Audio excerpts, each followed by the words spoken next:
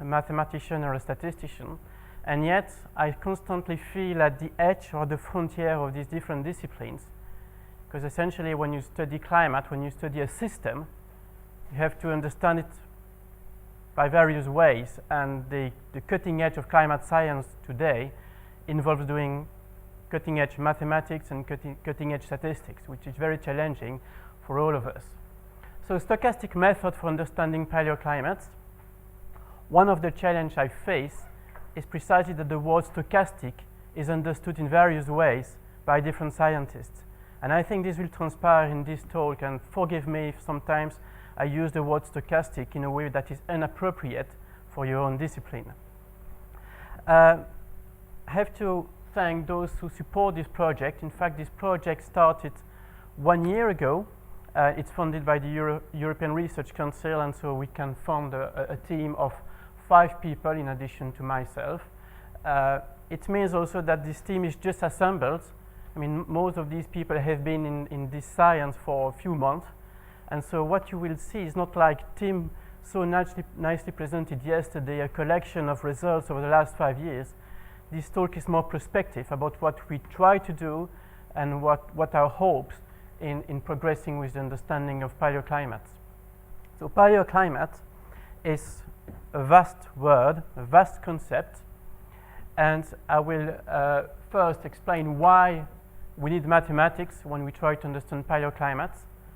Paleoclimatology originally is an earth science discipline, and it's led by geologists or paleoceanographers, geochemists. So you have to introduce mathematics in all that field, that community. And I will say a few words about why we can use stochastic differential equations in paleoclimate. That's one facet of the talk, one part of the talk. And the other part of the talk is more stochastic methods for model selection and calibration. I will make that thing a little bit more clear as the talk progresses. So again, paleoclimate is a vast concept, and here I will more focus on those paleoclimate signals that you sample by means of time series or depth series. So typically, these are the kind of time series I'm working with. So you see three plots progressing through time. 800 here means 800,000 years ago, and time is running towards the right. These time series, I will start with this one. This is the deuterium excess sample in Antarctica, in an Antarctic core called Dome C, and it's roughly interpreted as a signal of temperature in Antarctica over that period. This curve is in fact a composite curve. It's made by averaging out a number of records, and these are deep sea records, so information has been sampled in the deep sea essentially by measuring the isotopic ratio of oxygen in calcite shells. And this curve is the oxygen 18 isotopic ratio in Greenland ice. Beware of the scale. This is 120,000 years, and so the scale has been expanded here. When you see this curve for the very first time, you would see its noise. And when you look at it a little bit more carefully, you see some structure, and what you see essentially here are what we call glacial interglacial cycles. So you have to realize that the notion of glacial interglacial cycles came partly from these curves and also came from other sources of evidence, like, for example, moraines or any geological field things that you can observe. Though it's probably naive to say just have glacial interglacial cycles. You have a complex signal, and as you zoom it in, so for example, you consider the last 120,000 years, you see an even more complex signal. That's the sort of thing we are facing. And these are not small, subtle changes in the way climate behaves. This, for example, is 21,000 years ago and represents a fully glaciated Earth, at least at the scale of the Quaternary. So it means you had 3,000 meters of ice in Northern America, and an overall 120 meters change in sea level, which represents 50 millions of cubic kilometers of ice located in the Northern Hemisphere, which is more or less the size of today's Antarctica. So So you had the equivalent of the Antarctic ice sheet in the northern hemisphere. And this changed in 10,000 years, and then we went into the nice Holocene where civilizations developed and so on. So what we are looking at when we study paleoclimate dynamics here is what drives these changes and what are the underlying dynamics. So when we say understanding paleoclimate, we may have different point of views depending on our discipline. We may have what we call a phenomenological understanding. We have the carbon cycle influencing the concentration of CO2. CO2 changes the amount of ice, and so you can think in terms of mechanism. Mechanism is the word that you will often see in the paleoclimate literature. And another phrase you will often see in the paleoclimate literature is this notion of leads and lags. The CO2 comes first, and then deuterium varies, and so on and so on. Another way of understanding paleoclimate is the connection with the laws of physics. And typically physicists come in, they build global climate models, and this is this ab initio modeling that Tim was mentioning, the other Tim, Palmer was mentioning yesterday morning. And obviously there is a whole activity around that kind of modeling. And then you can also have what I would say a dynamical understanding. So for example, can you understand these variations in terms of a trajectory around an attractor? Are there bifurcations, and so on? Obviously, these three different types of understanding are not unrelated. They are related. It's always challenging to combine these various sources of understanding, and maybe today we have the tools to do that, and statistics, or this notion of uncertainty, might be the glue that allow us to combine these different sorts of information. I won't be too long with the theory, but there is one thing that everyone has to know is the importance of the control of what we call the astronomical forcing. So the notion of astronomical forcing is the idea that the orbit of the Earth around the Sun it's not a two-body problem. I mean, it's not just an ellipse that is invariable in time. And so there are, in climatology, we use three orbital elements. One is the tilt of the equator versus the ecliptic. We call that the tilt or the obliquity. There is a notion that is a little bit more complicated to explain in 1 second, but that's the longitude of the perihelion that tells you whether the Earth is close to the Sun in January, February, March, or June. So obviously it will influence the amount of insolation, the incoming solar radiation that you will get during summer, and the eccentricity. And so climatologists use this kind of graphic, which is called the Milankovitch graph, and express in 2 dimensions the amount of incoming solar radiation that you get for a certain month in the year and for a certain latitude between the South Pole and the North Pole. And this Milankovitch graph, if you want, varies through time gently. And for example, for a total amount of incoming solar radiation, the scale, it's a little bit cut here, for 480,000 watts per meter square, you may have a variation for a given day of the order of 20, 30, or even more watts per meter square. In annual mean, these changes are much smaller. So there is a very broad consensus in climate science that changes in insolation do have an influence on climate. But how this influence is being felt is another matter. First, I would like to destroy the myth of the idea that you have sharp peaks. What is the idea of sharp peaks? Well, in the 70s, geochemists sampled information in deep sea cores, and they thought of doing Fourier analysis to observe the spectral content of these time series. And we know today that is by comparing this spectral content with what you expect from insolation, so incoming solar radiation from the astronomical calculations, that people, scientists, confirmed the influence of the astronomical forcing on climate. And you have in 1976 this conceptual paper, if you like, written by John Murray Mitchell, an overview of climate variability in causal mechanisms. And it's a hand-drawn graphic that represents the spectral power from 1 year, 10,000 years, 100,000 years, 1 billion years, and so on. So relative variance according to the periods. And you have the daily variance, the yearly variance, and then these suppose astronomical peaks, 20,000 years, 40,000 years, and 100,000 years, which corresponds to, indeed, the frequencies at which precession, obliquity, and eccentricity vary. And the reason why you never see a graphic like that drawn from actual data is precisely because it's impossible to reproduce.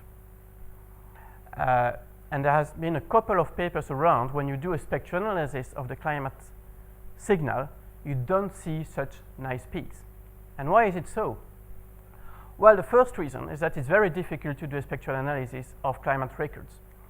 The other one is that insolation itself is not just made of sharp peaks. If you look at the spectrum of insolation here calculated according to the calculations of André Berger, you see a number of peaks for precession, so the so-called 20,000 year signal, a number of peaks for obliquity, and so all of this creates a rich aperiodic signal. So that's the first thing. The other thing is that if you look at the real climate record, this one, for example, it's sampled by Chinese scientists in the China Sea, and it's supposed to reproduce, to explain, sorry, to give a proxy for climate variance over the last, I think this is more or less 5 million years. You have 5 million years of information here, and you recognize the glacial and interglacial cycles here. And obviously, you see that it all changes all the time. You have trends. You don't have such a stationary response. And one way to visualize such a signal is to do a continuous wavelet transform that gives you the amount of energy at a given time. I will explain what I call time here in a minute, for a given period. And I wanted to be honest with this graphic. I didn't represent the signal versus time, but I represented the signal versus depth. For those who have attended John Hazlett's talk last Friday, or the Thursday, I was explaining this event happened 2 meters ago. You don't know whether it's 20,000 years or 40,000 years, but you know the depth. And so if you want to represent the spectral information, you have to consider that depth is your x variable. And so you have an uncertainty about which time this corresponds to. Though you can do first guesses. If this is 5 million years, and you can more or less observe that this represents power at 100,000 year time scale, this should represent power at 40,000 year time scale, which is the one of obliquity. And if you look carefully, you see bunches of variability that are most likely to be associated with precession. So you certainly have an influence of the astronomical forcing on climate, but this influence is not straightforward. So, why do you need stochastic method at this stage? First, we will develop models, and so the stochastic method is one way of introducing your notion of uncertainties in the way the climate evolves. So, parameterization of uncertainties. Here is the first clash between theoretical physicists and scientists, and statisticians, or what do I say, and statisticians. It's early in the morning, and I try to stop drinking coffee, which doesn't help in the morning. I won't tell you what happened to me yesterday evening. A parameter may be constant, but stochastic. So a statistician may consider that one parameter is uncertain, so it is stochastic, but it's constant in time, while the theoretical physicist would probably consider a stochastic process, so something that varies through time. So we have to be careful with these lingua issues. So we can parameterize unresolved processes. I won't extend myself longer about that given all the talks of yesterday. You also need stochastic method to generate plausible chronologies. So a depth versus time curve, and you have many of them that are possible. So where is theory needed? Where do we need mathematicians? Well, we certainly need theory to improve our dynamical understanding of stochastic climate models, and I will give an example in this talk. And we certainly need theory, more from statisticians, to help us to calibrate uncertain parameters, stochastic parameters if you like, and operate a selection between plausible models. And this is another example that I will motivate. So this was the introductory part of my talk. It was purposely long, given that not all of you are familiar with palaeoclimates. And so now I will concentrate on the first question, if you like, dynamical understanding of stochastic differential equation. And for the last quarter, I will try to stop at a quarter 2. I will more speak about stochastic methods for model selection and calibration. So let's start talk 1. The easy paradigm for a dynamical system, the easiest one is probably the one-dimension paradigm. Essentially, you have a marble ball that is in a one well or two well potential or n well potential, and its dynamics are gently driven as dx over dt, or dx equals something like dt, is in fact the derivative of a potential function. And this potential function may have various shapes, and it also may be influenced by a forcing. So the trivial example, if you just take a parabolic curve like this one, you will have this dx over dt equals minus something times x plus a forcing. That's probably the easiest model you can think of, and in fact is very close to those models that Tim Lenton spoke about yesterday. You can be a little bit more sophisticated and consider a two-well model. So it's exactly the same equation, but now phi has a fourth order equation. So for example, minus x to the 4 and so on. I don't have such a nice plot to present as yesterday, but you can recognize various configurations of phi depending on the value of the forcing. And so you really have that concept. I didn't intend that this concept would be so nicely explained yesterday, so that's the reason why I'm spending time here. But you can have one or two stable states depending on the value of the forcing with a bifurcation in between. This is a very popular concept in climate science, and in fact finds its roots, well, probably as soon as mathematicians start doing climate, but we usually refer to Boudico and Sellers as the paradigm for the climate response to change in orbital forcing, with the idea that when you start growing ice, if you grow it hard enough, you fall into a glaciated state, and then when you start melting it, if you melt it hard enough, you fall into an unglaciated state, and the external forcing may help you to jump from one to the next.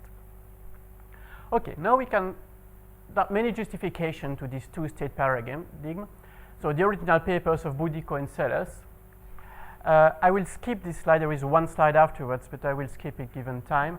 But at least one ice sheet climate simulator, so a larger model, it's something like this 50,000 lines of code, which we used in my university. It's called the Louvain 2D model. So it's an explicit representation of ice sheets and the atmosphere in a quasi-geostrophic framework for the atmosphere and viscous plastic framework for the ice, behaves exactly like a two-well potential model, and you can mimic its response by a function of this kind. And also many components of the Earth system are thought to be driven by such an equation. For example, the Atlantic Ocean deep circulation, you have the Stommel paradigm, and again more confirmation that it could be a useful way of thinking about the ocean circulation, and vegetation models. Okay, I skip the next slide, and I come to the next level of sophistication. One thing is nice, I mean one climate atmosphere model is nice, but you have many components in the climate system. And you may have various components with different response time scales. So for example, you may consider that ice sheet atmosphere evolve over time scales of many thousands of years, while the ocean circulation may respond very abruptly to a change in the environment. And in fact, the configuration of ice sheets may be that environment. So you will have two coupled equations, one, for example, for the ice, one for the ocean, but they are characterized by different response time scales. And so we are entering the fascinating world of slow, fast systems. Obviously, you didn't have to wait until climate to study slow fast systems. You have to go to the literature and you find a very famous model known as the van der Pol model that was published in, Sebastian will correct me, I have 1927 in my mind. Around that time. I mean, that was before Milankovitch published his stuff about climate. Anyway, so probably the easiest form you can imagine for such a system of equation is f equal minus y. So essentially you grow or you melt ice depending on your fast variable. And you have another variable, for example ocean, that is driven by a potential well, d phi over dy in this case. So you can imagine, for example, two wells and a drift associated with the first variable. So essentially you have a linear response and a two-well model, and they interact with each other. And one way to implement this equation is the van der Pol-Bonhoeffer model, which I give the equation here. The important thing that has been slightly modified here, I add one forcing, so the idea that astronomical forcing may influence the volume of ice, and a drift, beta. So this model, again, very extensively studied, and one of its properties is to exhibit self-sustained oscillations if beta, even if f equals 0, if beta is appropriately chosen. So a good choice of beta is 0. If you put beta equals 0 in that system, you have self-sustained oscillation.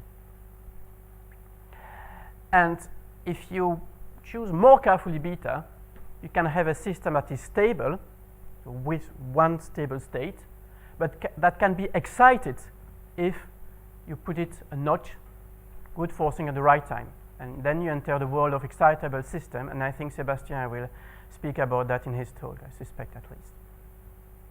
Now if you have a forcing, like the astronomical forcing, you have the next property, which is the synchronization.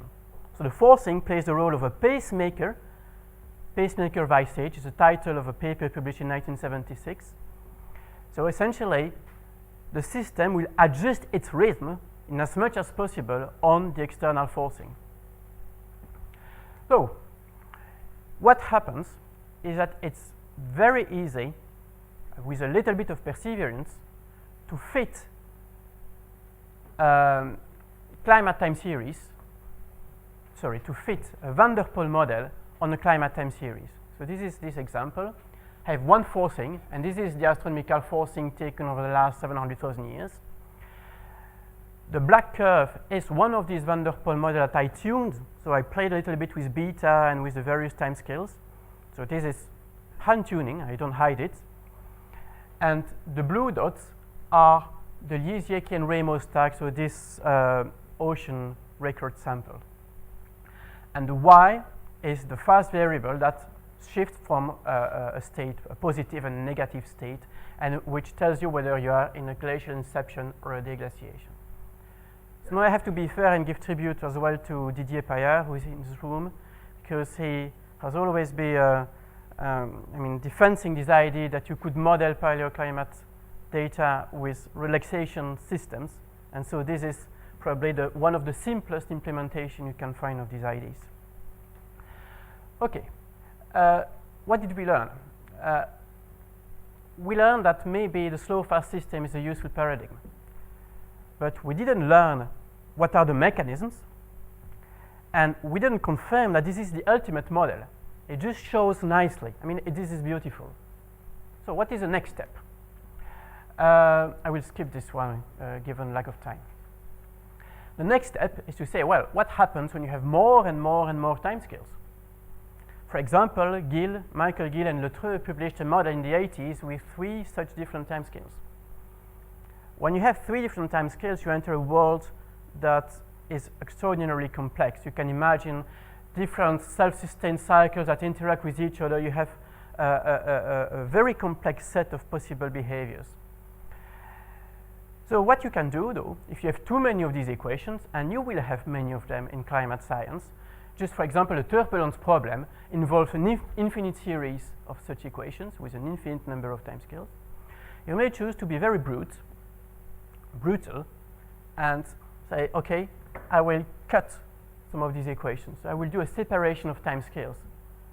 essentially what you're doing is to say, okay, I will not resolve explicitly the equation. I will just assess what is the mean value of z, and if everything is linear and Gaussian, then I can replace z by its mean value, and I'm done. I've spared one equation. I'm just left with two equations. So this is the most brutal way of doing it, though it is, for example, what chose to do Barry Salzman, who is another theoretician who was interested in paleoclimate science. Salzman, by the way, is the one who first wrote the Lorentz model. I mean, people should know that. Nowadays, you would have a Lorentz-Salzman model. It was the Lorentz model. So the next step, I mean, the next level of sophistication, you say, okay, it's a bit too brutal to just kill z, but we will exchange z with a stochastic differential equation, which may produce distribution of states that are not just Gaussian, but are more sophisticated than that, and then include z in these equations. And it's how you get stochastic differential equations. So this leads us to, I'm slightly behind schedule, I think it will be okay. The first concept that arises from this methodology, the stochastic resonance, it's a well-known one, so I will not spend too much time on it. And then I will explain a little bit more what happens when you introduce noise in relaxation oscillators. Okay, stochastic resonance. You start with the 1D system that you know very well now, and such a system that has two wells. So you take, for example, the red curve in this case, and you add a stochastic noise, let's call it this way. This forms what we call a Langevin equation, and here this is a two-well potential. So the idea of Ricardo or Roberto Benzi, I can try to remember anyway, published in 1982, 30 years ago almost, is that if F is periodic, so you have a periodic forcing that balances your potential, but which has a weak amplitude, so not enough really to cause transitions between the two states, and if you carefully choose the noise amplitude, this noise will catalyze the jumps between the two states. I'd better show this with a picture. This is an experiment published in Benzi's 1982 paper. Time is progressing towards the right. You have here temperature, which was his variable in this case, and you see strong jumps between the two states and a lot of noise. And so in this case, what happens is that you have a very gentle forcing, but the fact that you have noise helps you to jump from one state to the next. Again, this resonance occurs if you choose carefully the value of the noise. So this is the noise amplitude. This is the peak of the power spectrum that essentially tells you whether you have oscillations or not. This idea of stochastic resonance is still a bit trendy. You still see papers about it, especially, for example, to explain what we call the Dansgaard-Rösger evans. So it's still present nowadays, but it has this drawback that it's not extremely robust in the sense that you have to choose your noise carefully. So can we go next step and see what happens when you introduce noise in these slow, fast systems, so in these relaxation oscillators. And I start with an example. You remember the experiment I showed a few slides before when I explained how nicely you can fit the paleoclimate data with the van der Pol oscillator. So the black curve, I'm not sure you can see the difference between the black and the red. Anyway, the black curve is the simulation I got without any sort of stochastic forcing. And the red curve, which looks like the black for sometimes, but not always, is exactly the same experiment plus a little bit of noise in it. So at each time step you add a little bit of noise. And so you can see that at a few stages you have a strong departure from the red curve to the black curve. So what happens is that the noise, if you like, has been amplified, and you have been sent to a trajectory that is completely different. And then soon again, wow, you match again. And it's a very strange behavior. It means that you have been off the system for a quite long time, and then get again on phase with it. And this is a result that, I guess a few people are aware of. And what we did is try to get to the bottom of it. to understand what happens, and this is a work to be submitted with one of my postdocs and again Sébastien, who helped us with the terminology and way of crafting the experiments to understand what's happening. Okay, so let's go back to the deterministic system.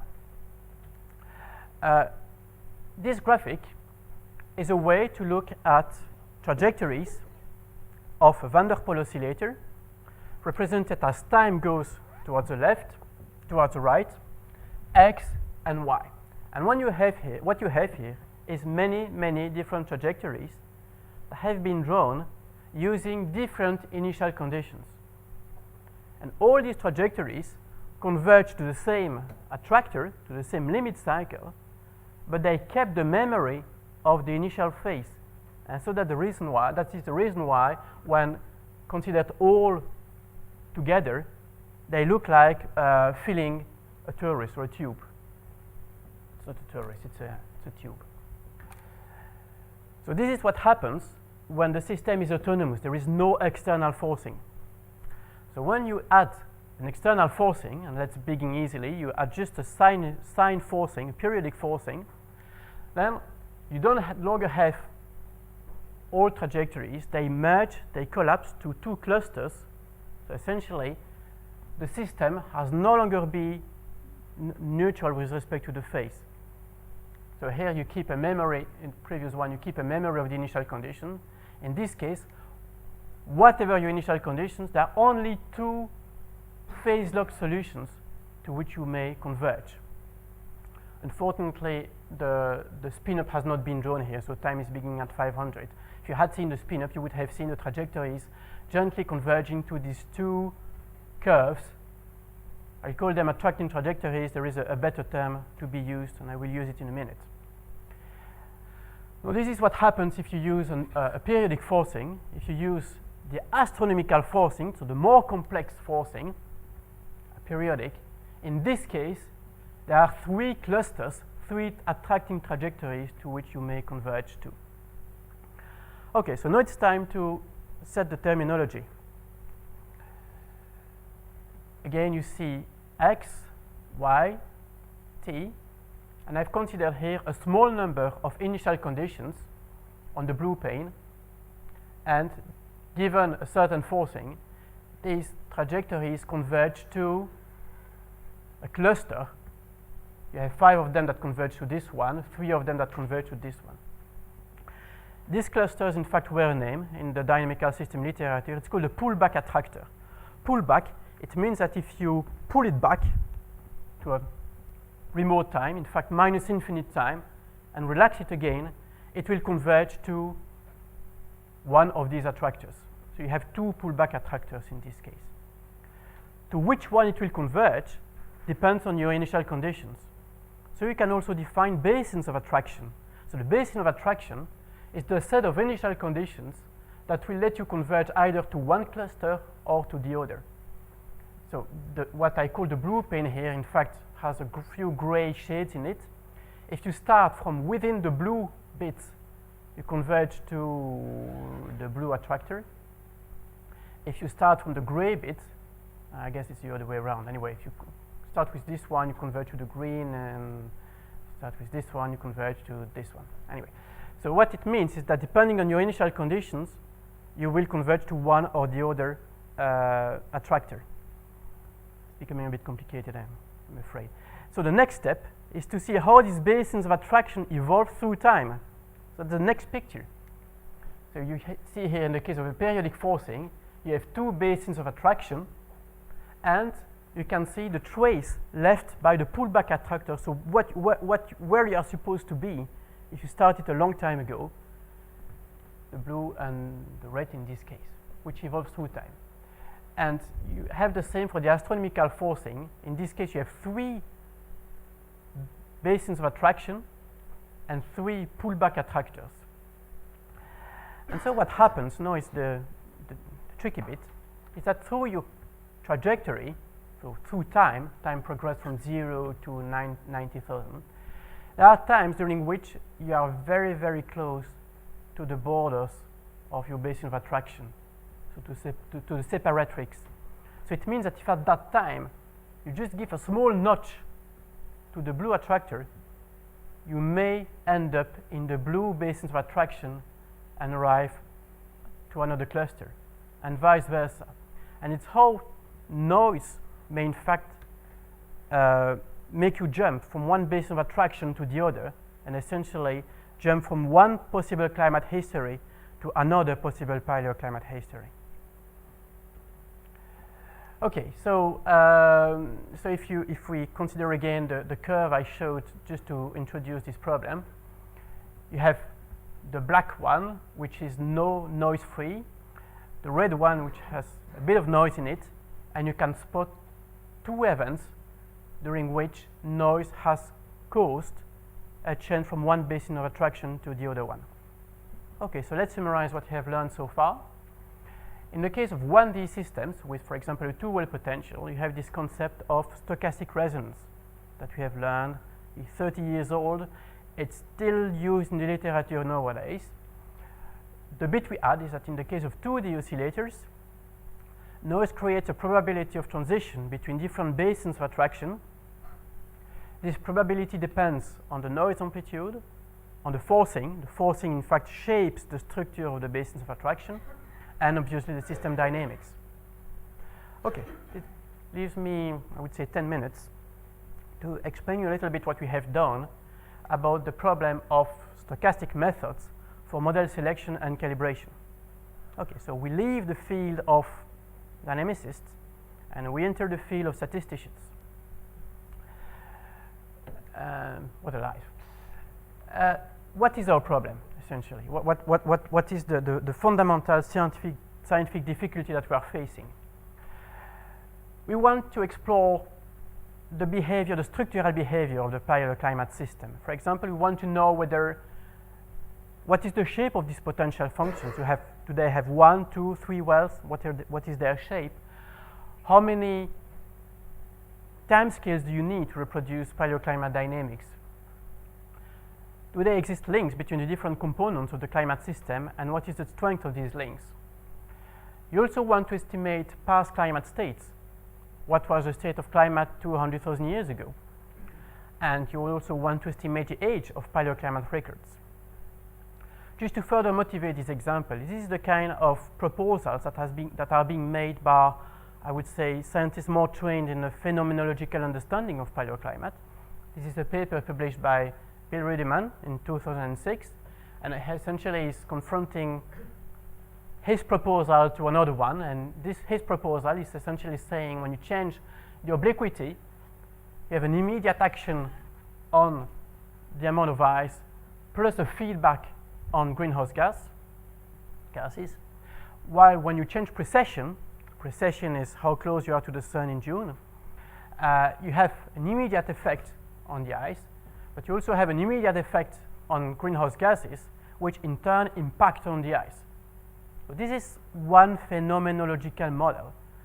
And you may ask naively the question, is he right or wrong? Do you need this link? Can't you explain everything with just obliquity, for example?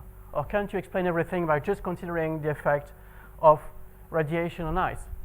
So this is where model selection enters into play. You can confront two models, one that will include this link and another that will not include this link. And you will ask yourself what is the most suitable given the data. The way to address such a problem is, requires to think about observations. It requires to think about physical arguments, and also it requires from you to extract information from global climate models, numerical simulators. I think it's a dream to think that you will solve the problem by just considering two or even one of these issues. You cannot infer a model directly from observations. You need physical arguments to consider what is sensible and what is not. You cannot do without global circulation models. They will give you very precious information about the response of the climate system to certain changes in parameters.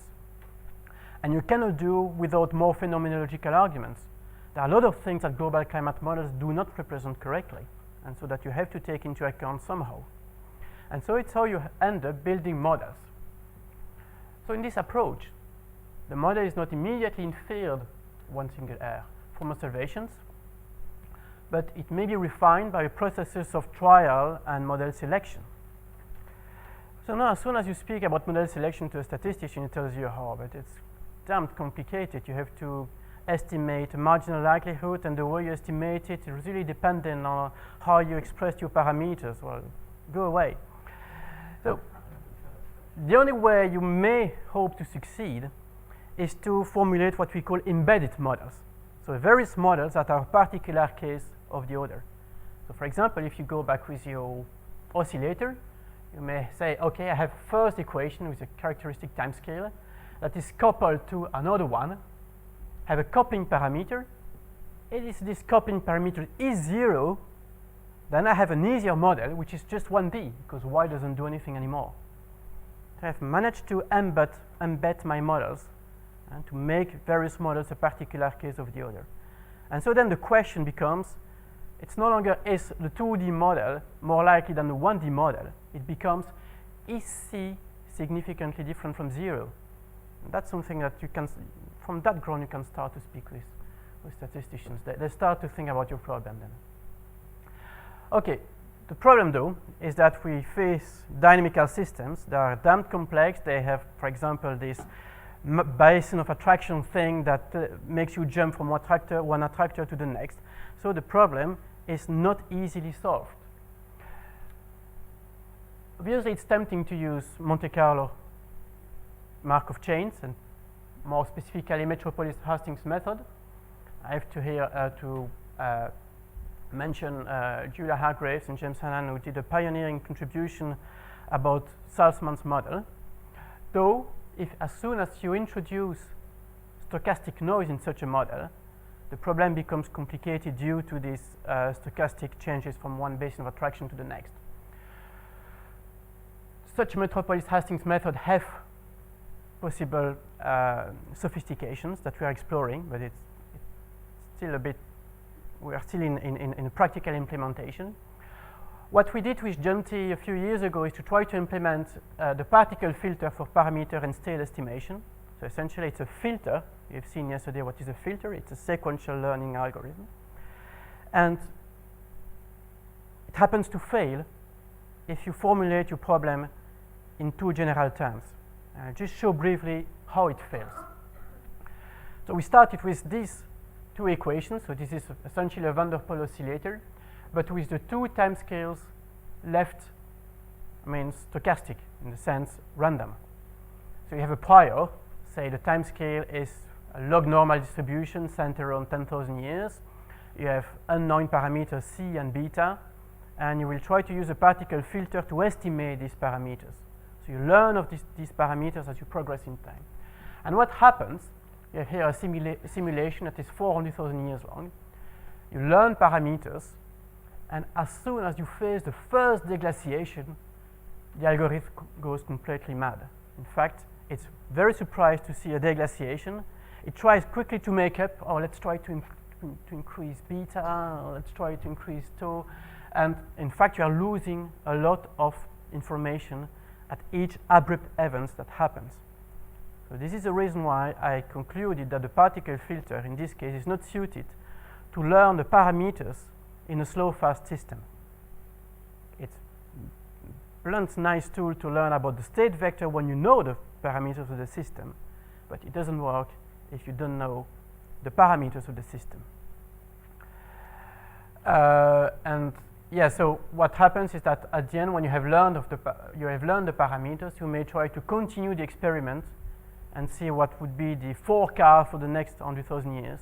And the forecast is not very convincing, because it gives you that climate will stay still for 100,000 years. Just as an update to those who have read our earlier paper in 2009, where we were showing something much more promising. And what happened in this earlier paper we wrote with Junti is that, in fact, tau x and tau y were implicitly fixed given in these equations. And so then the problem is just to learn about beta and alpha. And if you have told the particle filter what is the time scales of the system in advance, then it performs much better. But if you don't tell it what are the time scales of the system, just give a prior for it, it crashes. One possible route that we are exploring is to think about summary statistics. So essentially, rather than just trying to assimilate the whole curve, we try to assimilate certain aspects of it. A summary statistic can be the mean, the variance, but you can imagine things that are much more complicated, for example, like the wavelet signature. And so we are considering such strategies, which will require an approximate Bayesian computation implementation, most likely. I will stop here and just rehearse the conclusions. Why do we need a mathematical theory of paleoclimates? I hope I made it clear. There is still a lack of dynamical understanding, and we need to connect ourselves to statistical theories to rationalize the process of model selection. We see that stochastic parametrizations are necessary to represent the fast modes of the system. In oscillators, they catalyze phase slips and so cause a certain level of unpredictability. And there is great scope for further studies along these lines. And I think we have already a few collaborations that start to spin, I would say. And you need statistical methods for the problem of model selection and calibration. Filtering approach, as we implemented them so far, didn't help us enough. So we consider alternatives. I guess we still persevere in this idea of learning about the state and the parameter vector in one go, but it may take another few years. And another strategy is important in finding appropriate summary statistics, something I didn't develop that much during this talk, but I'm happy to speak about it later if you want. Thank you.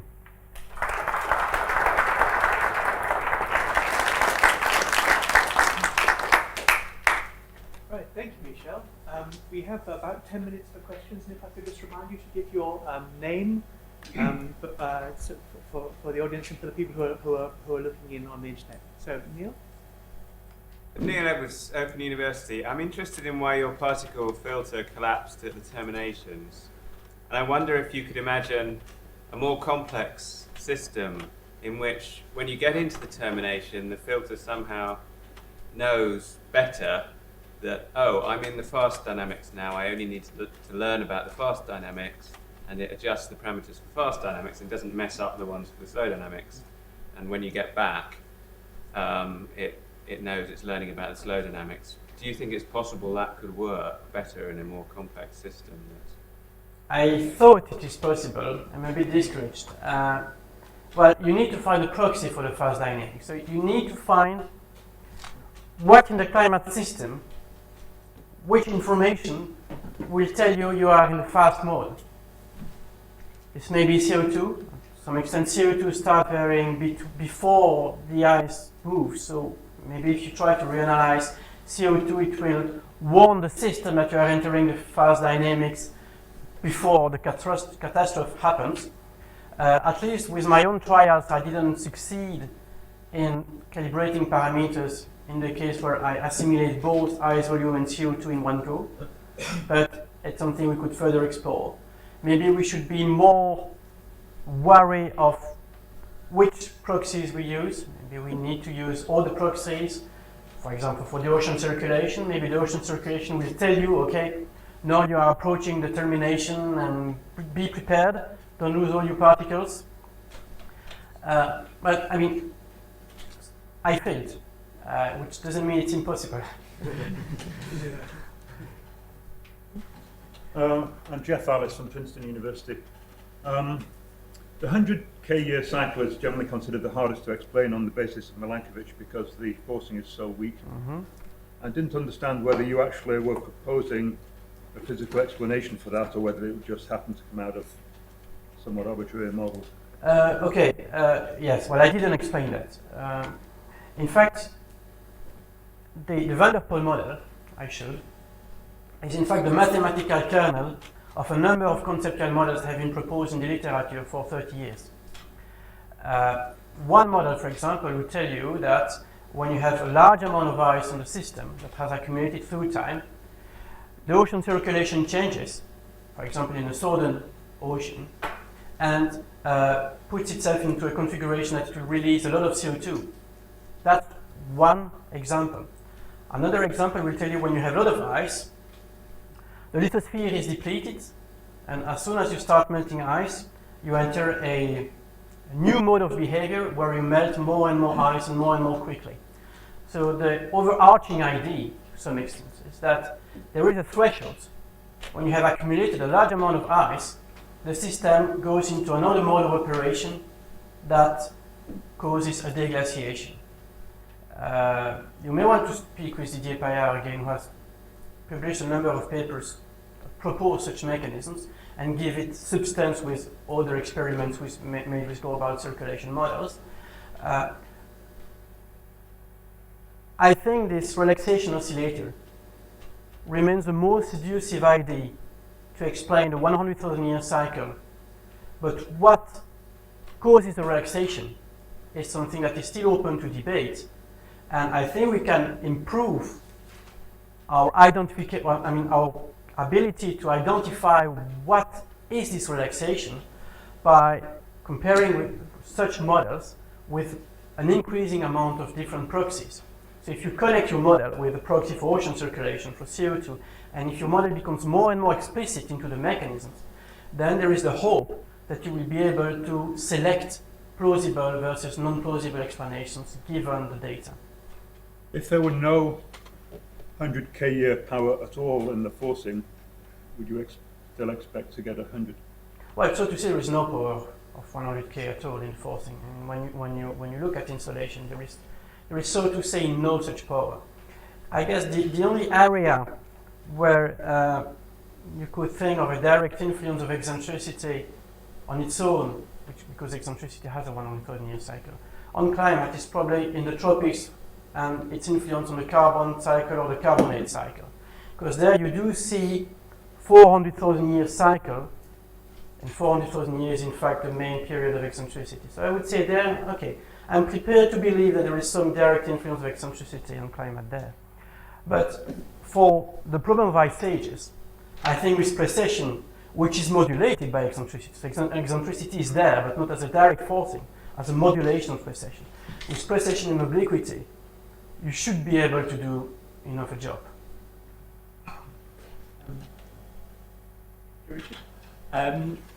So I think sometimes with these... name? Oh, sorry, yeah. Richard Wilkinson, University of Nottingham. So I think sometimes with these Bayesian inference algorithms, so your MCMC and particle filters, we're trying to get them to do too much sometimes. If you've got high dimensional parameter space, particularly parameters that do different types of things, as you say, they break down. They work in theory in the limit of infinite chain length or infinite number of particles, they will work. But I think you're hinting at this, that there's sometimes a case to be made for kind of cutting feedback. So we take some parameters first, and we could, like your timescale parameters, and estimate them using some kind of ABC type method, approximate thing. And then given them, we could plug them in and fit them into use a particle filter type methods, and accept that we've got to make this kind of compromise. We're not going to get the full posterior, we're going to get some kind of two-stage thing. I mean, have you tried this? I'm not sure I followed everything, but we didn't try much than what I showed, to be clear. But maybe the answer would be you have to select your information. I think what you say essentially is that you shouldn't expect too much. So you shouldn't expect to explain everything in one go. And that's the reason why I'm leaning towards this idea of summary statistics. I mean, you try first to explain certain aspects of your data. And so to select information based on these aspects of your data. And then gradually, you will create posteriors that are more and more narrow. You will progress into your model selection business. And then probably you're in shape to start again this filtering exercise with much better defined priors. And we show that at least if the priors are not too unreasonable, I mean, if they are reasonably well defined, then the filtering algorithm has success. So to summarize, don't use a filter if you know nothing about your system and just try that by a sort of miracle, it will give you posteriors on everything. It doesn't work that way. That's scientific investigation.